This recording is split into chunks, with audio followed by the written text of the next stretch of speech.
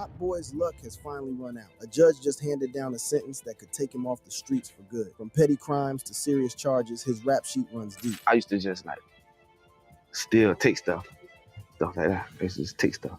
I used to snatch iPhones like that. But this time he has roped his baby mama and his young child into his mess. Let's break it down. The baby mama drama that ended everything. Florida rapper Hot Boy found himself in a familiar situation in the back of a police cruiser after officers say that he brought a gun and scaled a fence to get into a school parking lot. So picture this. It's 3:40 in the morning on July 9th, 2025, and Hot Boy gets arrested in Doral, Florida for firearm possession and trespassing on school property. Now, on the surface, that might sound like just another rapper making bad decisions, but when you dig deeper into what really went down that night, it reveals a story that's way more twisted than anything you could script. See, according to his legal team, this whole situation started because his baby mama allegedly dropped his location on social media while he was with his son. Now, in the streets, that's the ultimate violation. You don't put your baby daddy's whereabouts out there for the world to see, especially when he's got ops looking for him. But that's exactly what Asia Monroe allegedly did. And what happened next reads like something straight out of a crime thriller. The lawyer's story goes that two hooded men attempted to break into Hot Boy's home while he was with his child. Now, any father worth his salt is going to protect his seed by any means necessary, and that's exactly what Hot Boy did. He grabbed his piece and his son, and they got the hell out of Dodge. But here's where it gets crazy. In his attempt to protect his family, he ended up getting caught by the police with that same gun at a school, which is about the worst place you can be caught with a strap as a convicted felon. The optics couldn't be worse. Police surveillance footage showed him scaling a fence and tossing a black Carhartt bag over another fence, and inside that bag was a Glock 45 9mm handgun. According to police, Hot Boy scaled a fence on the south end of the school and was later spotted on surveillance footage tossing a black Carhartt bag over a fence connected to a fancy community adjacent to the campus. When you're on probation like Hot Boy was, getting caught with a gun is already a major violation, but getting caught with one on school property, that's a whole different level of trouble that can put you away for a long, long time. Now, Hot Boy was released the next day after posting a $2,500 bond, which might seem like he caught a break, but anyone who knows the system knows that low bond amounts sometimes mean they're just giving you enough rope to hang yourself. The real consequences come later, in the courtroom, where judges don't play games with repeat offenders who bring guns to schools. But here's what really gets me about this whole situation. If his lawyer's story is true, then Hot Boy was basically set up by someone who should have had his back the most. The mother of his child, the person who's supposed to be his ride or die, allegedly put him. Oh, then he just got out of jail recently. Wow. Him and their son in danger by broadcasting their location to the world. In the hood, we got a saying, keep your circle small and your mouth smaller. But when the people in your inner circle start moving like your enemies, that's when you know you're really in trouble. The street's been talking about this situation heavy, and the reaction's been mixed. Some people saying Hot Boy was just protecting his family and got caught up in a bad situation. Others saying he should have known better than to be moving with a gun while on probation, especially after everything he'd already been through with the law. But what everybody can agree on is that getting your location leaked by your baby mama is some next level betrayal that goes against every code in the streets. What makes this even more tragic is that this arrest represents Hot Boy's 5th arrest in 7 years, showing a pattern that the court's definitely going to notice. When you keep finding yourself in similar situations, judges start to lose sympathy real quick. And when you're already on probation from a previous case, any new charges can result in not just time for the new offense, but also time for violating your probation term. The fact that children were involved makes this situation even more serious. His lawyer emphasized that Hot Boy was trying to protect his son when this all went down, and any parent can understand that protective instinct. But the law don't care about your good intentions when you're a convicted felon caught with a gun on school property. The judge is going to see the charges, not the circumstances that led to them. The timing of this arrest couldn't have been worse for Hot Boy's career either. He had just been released in September 2024 after serving over 2 years on RICO charges and was trying to rebuild his life and his music career. He had been dropping new music and seemed to be getting his life back on track. But this July 2025 incident might have just derailed all of that progress. So how exactly did he get entangled in a RICO charge? Federal cases and street politics. Now that y'all understand how Hot Boy's story might be ending, let's rewind and talk about the case. That really changed everything. The RICO charges that had him locked up for over 2 years and showed the world that he wasn't just a rapper, but allegedly the leader of a whole gang organization. This is where we really start to see how deep Hot Boy was in the streets and how his music career got tangled up with some serious criminal allegations. It all started back in July 2021 when Hot Boy was arrested as part of Operation X-Force, a massive 9-month investigation that brought down 34 people, including including another Orlando rapper named 9 Lock 9. But this wasn't just any regular drug bust or gang sweep. This was a full-scale RICO investigation, and when the feds start throwing around RICO charges, you know they've been watching and building a case for a minute. RICO stands for Racketeer Influenced and Corrupt Organizations Act, and it's the same law they used to take down the mob back in the day. When prosecutors bring RICO charges, they're not just saying you committed individual crimes, they're saying you are part of an ongoing criminal enterprise, which carries way heavier penalties. We're talking about potential 30-year sentences, the kind of time that can end your whole life. According to the authorities, Hot Boy was allegedly the leader of the 438 gang based in Orlando's Silver Star Road area, and they were in a violent feud with a rival gang called the Army Gang, allegedly led by Glock 9. This wasn't just some rap beef that got blown out of proportion. Investigators linked this feud to over 30 shootings and several homicides, including the deaths of innocent bystanders who had nothing to do with the street politics. The really tragic part is how this gang war affected innocent people. 16-year-old Tavia King, the niece of Orlando City Commissioner Regina Hill, and Ocoee High School football star Dexter Wrench Jr., who had a scholarship to the University of Louisville, both lost their lives as a result of this ongoing violence. These were kids with futures, young people who had nothing to do with the streets, but they became casualties in a war they never signed up for. But here's where it gets really interesting from a legal perspective. The prosecution's case against Hot Boy E was primarily built on two things: his Instagram posts and a gun found in his car. The prosecutors claimed that his social media activity, particularly posts featuring guns and lyrics referencing the 438 gang, constituted using electronic communication to promote gang activity. They also charged him with firearm possession after finding a gun in his vehicle while he was attending a friend's funeral. Now, this is where the case gets really complicated, because you got this intersection of art and real life that's become a major issue in hip-hop prosecutions. How do you separate someone's artistic expression from actual criminal activity? When a rapper talks about guns and gangs in their music or on social media, is that promoting criminal activity or just reflecting their environment? Hot Boy E's attorney, Lyle Mason, argued that 438 wasn't a gang at all, but just a hashtag representing Hot Boy E's neighborhood in the Pine Hills area of Orlando. Mason compared Hot Boy E's actions to how legendary rappers like the Notorious Big and Kodak Black promoted their music, saying he wasn't promoting a gang, he was promoting his label and his music. That's what he was doing. It's equivalent to Biggie Smalls or to Kodak Black or any major artist promoting their music. The defense also argued that the gun found in Hot Boy's car belonged to his security team and was for protection against threats from rival gangs.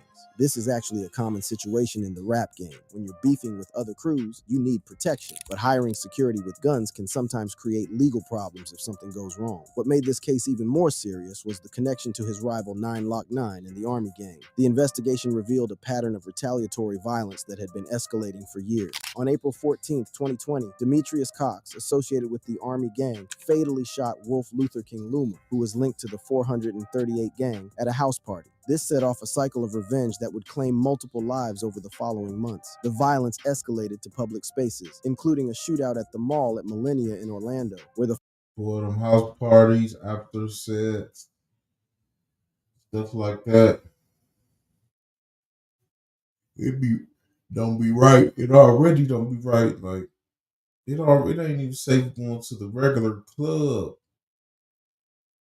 Like you get innocent bystanders get unalived at the regular club. So imagine after set, a house party and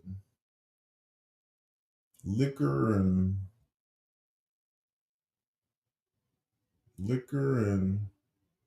drugs, and black people don't mix. 438 gang allegedly targeted 9 Lock. Liquor, drugs, and people. Period. Anybody don't mix with a crowd of people, and too many different emotions, too many different feelings, too many different. 9.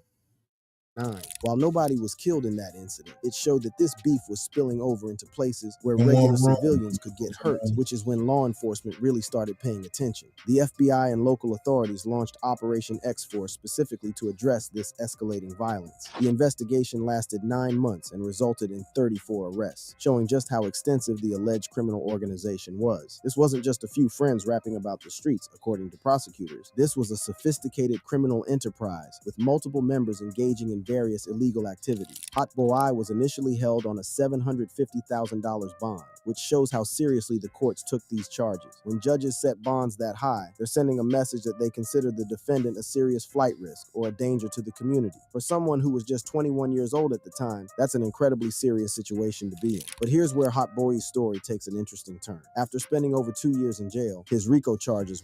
On the real, I used to think like Good Dog Like 9 was like one of those just like fake rappers type of, I guess got indicted in these cases. I guess he really was living it. Were eventually dropped as part of a plea deal. He pleaded guilty to a single count of conspiracy and was sentenced to time served plus 5 years of probation. This was actually a major victory for his legal team because RICO convictions can result in decades in prison. The success of his defense strategy shows how important it is to have good legal representation when you're facing serious federal charges. His lawyer's argument that 438 was just a neighborhood hashtag rather than a criminal gang ultimately convinced prosecutors to accept a much lesser charge. When Hot Boy was released in September 2024, he immediately dropped a song called 9/11's First Day Out, which gained 1.2 million views in a short time, showing that his fan base had remained loyal throughout his incarceration. This is actually pretty common in hip-hop. Sometimes legal troubles can actually increase an artist's street credibility and fan base, but the RICO case wasn't Hot Boy's only run-in with the law during his career. According to court records, Why's that? Leave y'all thoughts in the comments. Why do going through stuff like this increase an artist, credibility and just stuff like that? Why do people buy more into an artist when they go through some stuff like this? Is it because it's too much fake going on in the industry, or like, let me know in the comments. he had been arrested multiple times. What makes people embrace the more violent artists? You know what I'm saying? Between 2018 and 2025, including arrests for gun possession, marijuana possession, and resisting an officer. This pattern of arrests created a situation where any new charges would be viewed more seriously by the courts. In February 2025, just months after his release, Hot Boy was arrested again in Orlando on unclear charges, with some reports suggesting it was for probation violations. This arrest showed that even after beating the RICO case, Hot Boy was still struggling to stay out of trouble with the law. The really unfortunate thing about Hot Boy's legal troubles is how they overshadowed what was actually a promising music career. He had signed with major labels including Geffen and Interscope Records and had collaborated with big names like Future, Lil Baby, and Polo G. His song Don't Need Time had achieved platinum certification, showing that he had real talent and commercial appeal. But the streets have a way of pulling you back in, and for Hot Boy, it seems like every time he tried to focus on his music career, legal troubles kept derailing his progress. The RICO case cost him over 2 years of his prime career time, and now this latest arrest in July 2025 threatens to undo all the progress he made since his release. But it's important to understand how his upbringing and early experiences shaped the man who would eventually face these serious legal challenges. Because the truth is, Hot Boy's story isn't unique. It's the story of many young men from similar backgrounds who find themselves caught between their artistic aspirations and the realities of street life. From Pine Hills to prison, to really understand how Hot Boy ended up facing a potential life sentence, we got to go all the way back to the beginning, back to Pine Hills, Orlando, where a young boy named Javari Latre Walker first learned that sometimes you got to take what you need to survive. This is the part of the story that explains everything else, because the streets don't just happen to you overnight. They shape you from the time you're small, teaching you lessons that stay with you for the rest of your life. Javari Latre Walker was born on June 13th, 2000 in Orlando, Florida, growing up in the Pine Hills neighborhood as one of 17 siblings. Now let me paint you a picture of what it's like growing up as one of 17 kids in a single-parent household in one of Orlando's roughest neighborhoods. We're talking about a situation where resources are stretched so thin that basic necessities become luxuries, where every meal is a blessing, and where children learn independence way too early because mama can't be everywhere at once. Hot Boy's father wasn't consistently in the picture, leaving his mother to essentially raise all those kids as a single parent. Imagine the stress, the struggle, the impossible decisions that woman had to make every single day. When the lights get cut off, off and the rent's due, and you got 17 kids looking at you for answers, that's the kind of pressure that breaks most people. Pine Hills ain't the Disney World that tourists see when they visit Orlando. This is the other side of the city, where poverty and crime created an environment that forced young people to make survival decisions from an early age. When you're growing up in these conditions, the streets start looking like your best option. Anybody come across this couple posts and this video in Pine Hills? Write something in the comments. Let us know what to do.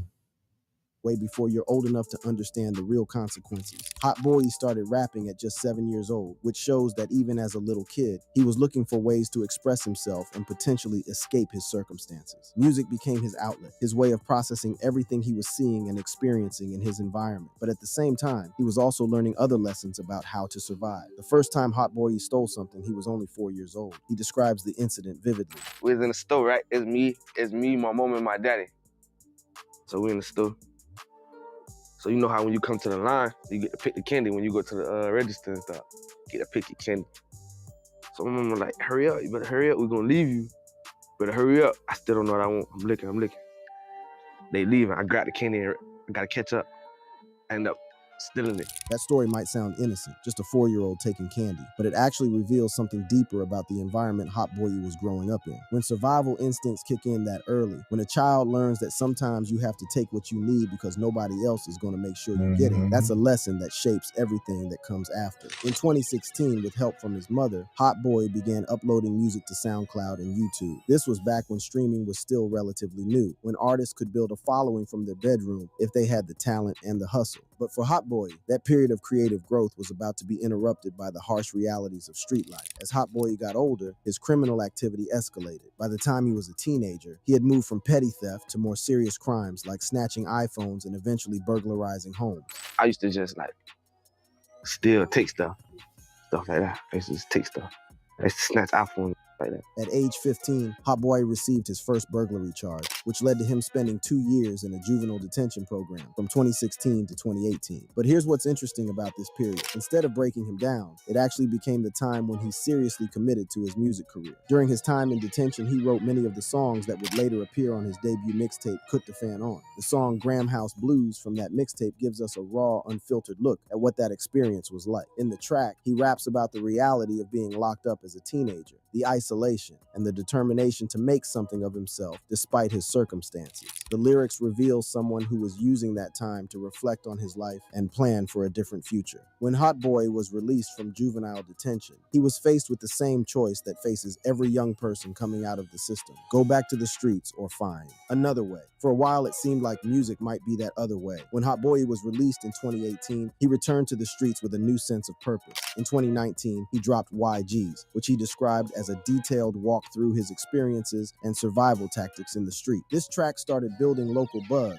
and showed that his time in detention had sharpened his skills rather than dulled his ambition. His big breakthrough came with the song Don't Need Time, released in April 2020. This track was written in memory of his recently deceased friend Wolf, and it showed a more vulnerable, introspective side of Hot Boy that resonated with listeners. The song's success proved that he had the talent to make it in the music industry legitimately. The track accumulated more than 9 million streams on Spotify and 24 million YouTube views within 5 months, and eventually received platinum certification from the RIAA. A remix featuring Lil Baby further boosted the song's popularity and Hot Boy's profile in the hip-hop world. But even as his music career was taking off, Hot Boy couldn't completely escape the streets that had shaped him. His lyrics often reflected the reality of his environment, and his social media presence included references to the 438 area code and lifestyle that would later become central to his legal troubles. He released his first mixtape, Put the Fan On May 22nd, 2020, which included collaborations with established artists like Please, LPB Pootie, and RICO Cartel. The project was praised by publications like Pitchfork and Audiomack for its authentic street narratives and melodic approach to contemporary hip-hop. The success of his music led to a recording contract with Interscope Records, Geffen Records, and Rebel Music, giving him access to major label resources and distribution. He followed up with collaborations with high-profile artists like Future on Nobody Special and Polo G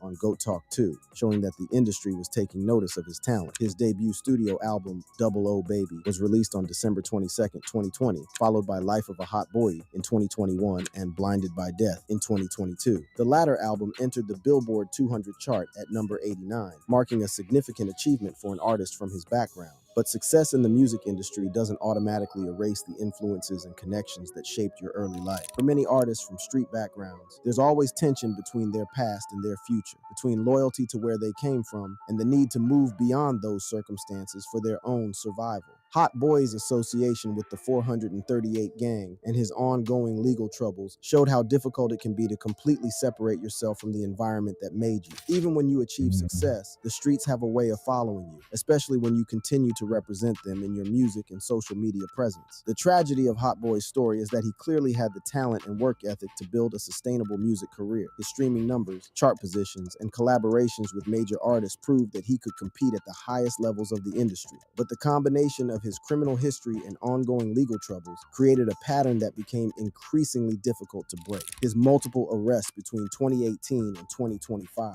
including charges for gun possession, drug possession, and eventually the RICO case, showed a pattern of behavior that courts take very seriously when determining sentences. Each arrest made the next one more serious, creating a cycle where the consequences kept getting higher. The influence of his upbringing can be seen throughout his music career. Songs like Graham House Blues and Don't Need Time draw directly from his personal experiences with incarceration, loss, and street life. His ability to translate those experiences into compelling music was his greatest strength as an artist, but it also meant that he was constantly walking the line between art and autobiography. In interviews, Hot Boy often spoke about feeling a responsibility to represent for his neighborhood and the people who came from similar circumstances. This sense of loyalty and representation is deeply embedded in hip-hop culture, but it can also create pressure to maintain connections and behaviors that might not be in an artist's best interest. The final irony of Hot Boy's story is that his attempt to protect his son, the very thing that led to his July 2025 arrest, might be the most relatable part of his entire journey. After everything he'd been through, Yeah, that's messed up. But he just got out. He just got out.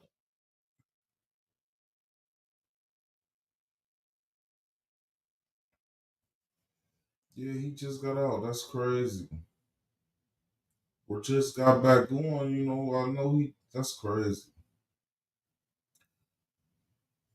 Shout out to Hot Boy. Y'all leave y'all thoughts in the comments.